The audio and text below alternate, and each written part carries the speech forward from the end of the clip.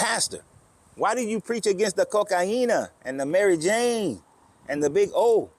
It's one of those questions that I asked the pastor. And you talk about alcohol only in moderation.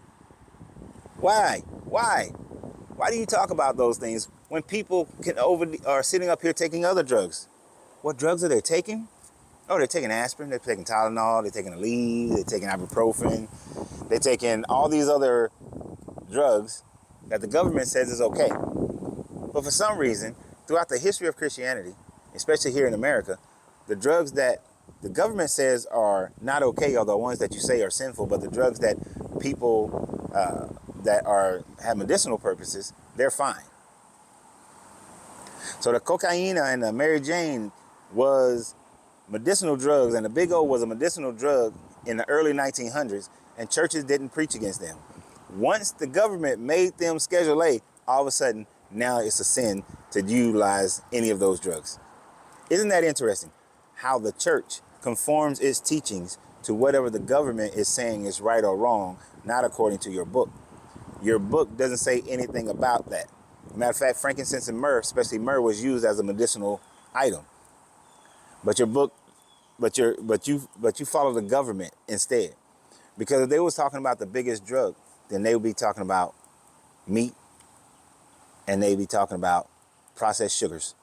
Those are the two biggest drugs that's harming the majority of people in America, period. But especially when you go into the church, you see all these overweight people with hypertension, with diabetes, with heart disease, and obesity issues. It is because of the meat that they're eating. And of course, the pastor is going to say, well, in Leviticus, it says that we can eat these animals. You can also eat some insects too, but we can eat these animals and we can eat these fish. Okay, it doesn't matter. It doesn't matter. You're talking about people who was writing and saying that this is what their God had determined for you to eat based on the lifestyle that they had in the desert and by the sea.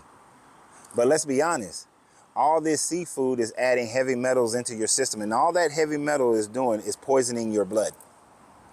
All this meat that you're consuming is causing your lymphatic system to have to work overtime in order for it to detox your body instead of fighting the viruses and diseases. I haven't been sick in decades. One of the main reasons is because I am 90% vegetarian. Now, here's an interesting thing for just me personally. I love it when I get the people come on here, and because they can't debate any of the information that I put out, they try to say, oh, there, you're smoking cigars. Who can trust a guy who smokes cigars? And you're going to say, why would I take my dietary stuff from a guy who smokes cigars? Maybe because I was certified as a master trainer and master nutritionist, but that ain't got nothing to do with it. I just know what I'm talking about. You don't have to get a certification in order to read something and learn something and understand something. So, isn't it interesting that tobacco was originally used as for medicinal purposes? Isn't that strange? But what does it matter if the fact is you're consuming meat, you're consuming fish, which is still meat, you're consuming flesh, you're eating processed foods, all these sugars. Guess what? I can smoke all the cigars I want. I'm still healthier than you. And in the next 6 months, I will be even more healthier than you. Combat the information. Stop with your little personal attacks. That's kind of weak.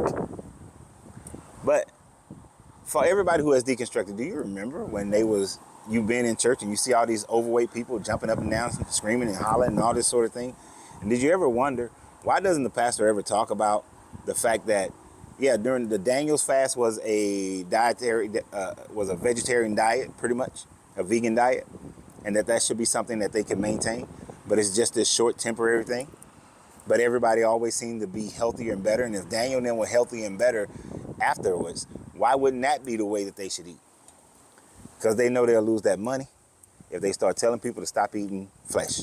They know they'll lose that money if they tell them to stop eating the complex carbohydrates and all the shit that's in the aisleways of the grocery stores. So when I used to do grocery store tours, I used to show my people how what's in between them aisles is usually the worst thing that the store has to offer. You need to stay on the outskirts, hit them fruits and vegetables. If you're going to eat meat, make sure it's the leanest cuts of meat and no more than a handful. Wherever the palm of your hand, no meat should be more than the palm of your hand. If you just have to have it. If you can't give it up. But hey, Why are they so down? I'm not a big proponent of Mary Jane, or cocaine. I'm just saying, just making the point. It's only a sin because the government preaches against it. But what do you guys think? And always remember, you have to free yourself to be yourself, because your greatness is non-negotiable. Good journey, good vibrations.